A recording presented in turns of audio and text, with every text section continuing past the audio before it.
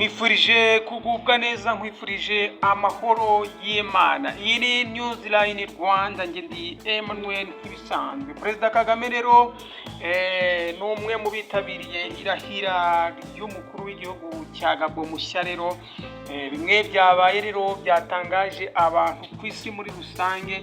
Isi yatangaye aho uyu muperezida yatereye isari Perezida Kagame igihe yarimo asuhuza abanyacyubahiro bitabiriye ibi birori. Perezida Kagame rero ni umwe mu bakuru b'ibihugu bitabiriye umuhango w'irahira rya mugenzi we w'igihugu cya Gabon rero wiswe Brice Clotaire Oligui Nguema. Uyu rero niwe uherutse gutsinda amatora ku majwi 98.45%. Ni umuhango rero wabereye i Libreville kuri Stade de Almatier, witabiriwe n'abakuru b'ibihugu bitandukanye bya Afrika harimo n'u Rwanda Paul Kagame.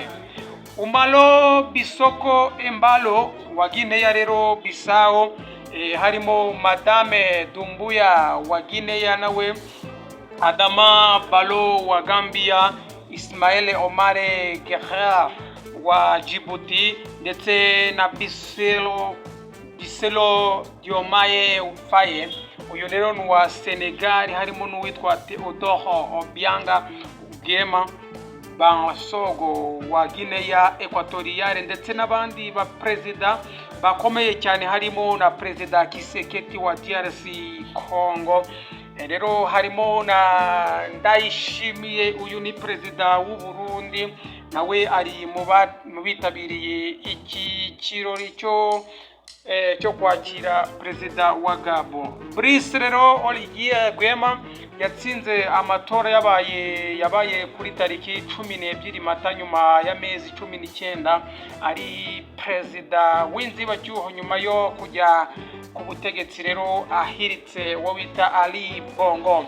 Abaturage rero barenga ibihumbi 40 bari bitabiriye uyu muhango, ndetse n'abanyamakuru bagiye batandukanye b'ibihugu bigiye bitandukanye bari muri uyu muhango. Brice rero Clotaire Oligui Nguema aherutse uyu nguyu mu gihugu cy'u Rwanda tariki ya 10 Kanama mu mwaka wa 2024 yitabiriye irahira rya Perezida Paul Kagame mugenzi we rero w'igihugu cy'u Rwanda. Mbere yaho rero mu kwakira 2023 nabwo yari yakoreye uruzinduko mu gihugu cy'u Rwanda ahura na Perezida Kagame.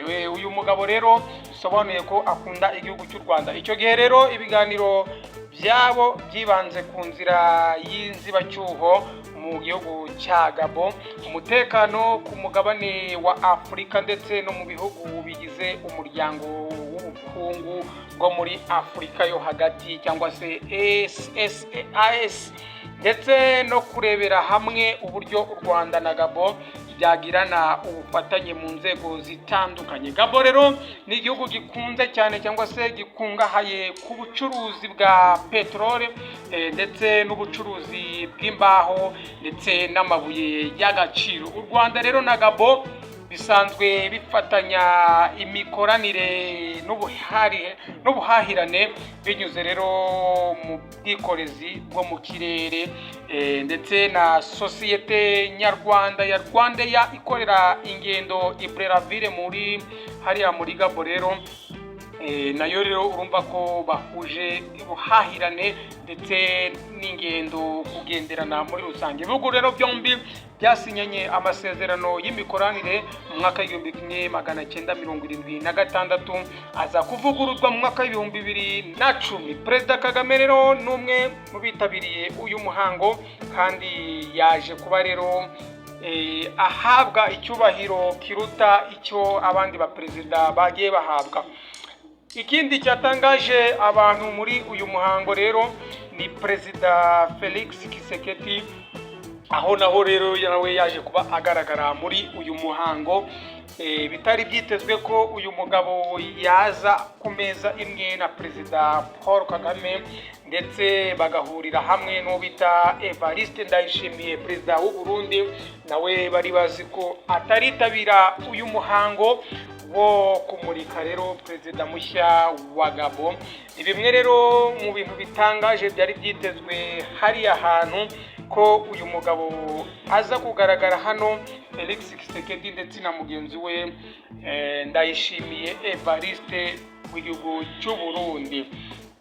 Ibi rero byagiye bivugisha benshi cyane ku mbuga nkoranyambaga ndetse n'isi yose muri rusange, aho benshi batangariye Perezida Kagame, aho uyu mugabo rero Oligi Nguema, perezida mushya wa Gabon rero wari umaze igihe ayoboye inzibacyuho, akaba yaratowe rero kuri ubu ngubu n'amajwi 98 ndetse n'ibice 85, aho benshi bagiye batangara bati uyu mugabo kabisa yubaha Perezida Kagame, ati coup de chapeau ku musaza Paul Kagame.